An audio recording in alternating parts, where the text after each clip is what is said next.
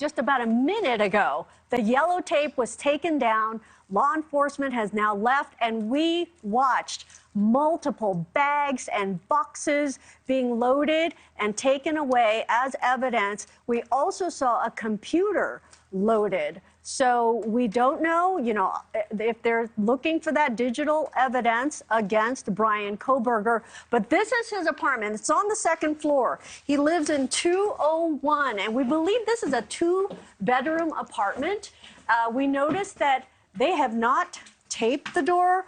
I don't know if this is signs of them having tried to take fingerprints off this door, but they were inside this apartment for over 12 hours today, processing evidence inside the apartment. Across the way here, we talked to this neighbor earlier, and he said that, he ran into Bryan Kohberger here and there, and he described him as friendly and very talkative. We talked to another neighbor who just said this is just creepy because he had run into him in the laundry room, and Kohberger had talked about being a PhD student in criminology. Okay, to have this behind happen, you. I'm sorry to interrupt. I'm so curious about what's behind you.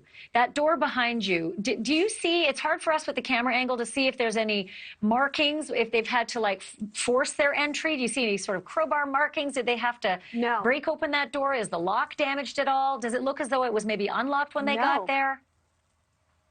They must have gotten a key because Washington State University police also involved in this investigation. These are university apartments. This is earmarked for PhD and graduate students. So we assume that Washington State would have the keys to this apartment because these are for students. And this is campus property. Well, it would make absolute sense if they were able to get a master key and get in there without having to break down the door, but he certainly wasn't there.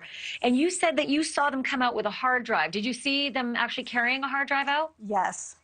Yes, a large computer, a complete computer set loaded into the back of a vehicle. We saw boxes, we saw bags, we saw what I think it looked like a bag of garbage. So maybe they retrieved some of Bryan Kohberger's garbage.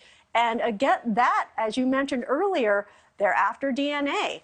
His DNA may be in some of the garbage items that was tossed inside his home. And then quick question about the number of people that you saw parading out of there. And I think I heard you say that they had boxes and bags.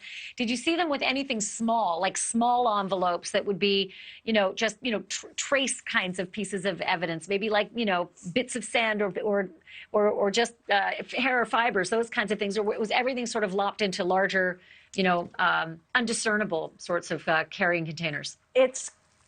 It's quite possible, Ashley, because we saw suitcases, and inside those suitcases could be those envelopes of, minute traces of items, dirt and hair and fibers. So maybe those are inside envelopes. We don't know what was inside these suitcases. We saw a number of suitcases go out. We saw a number of boxes go out. We couldn't see what was inside those boxes. So it's possible, quite possible, Ashley, that those trace pieces of evidence could be inside.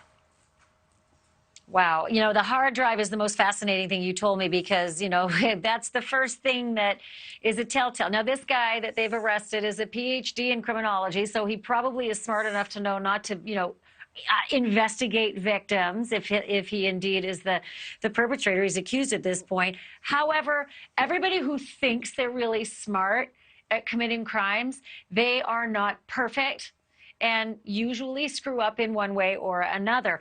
And I'm just fascinated did you tell me how many people that you saw, how many investigators came out of the apartment? We saw at least 3 forensic technicians, but we also had a Washington State University officer here as well. And earlier we had Moscow police here as well. We also had Idaho State police here as well. So about 5 or 6 people here throughout the day. But what a long day for them. They were so thorough inside, taking multiple pictures. I mean, as we said earlier, flash bulbs going off inside we saw for, hours.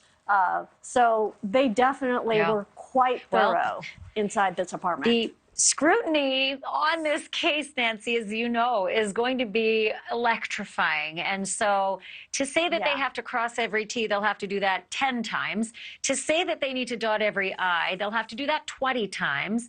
And it will be excruciating for a jury as well, because any defense attorney worth her, weight in salt is going to be able to mine for anything that goes wrong in the collection process of evidence where you are right now. Fantastic reporting.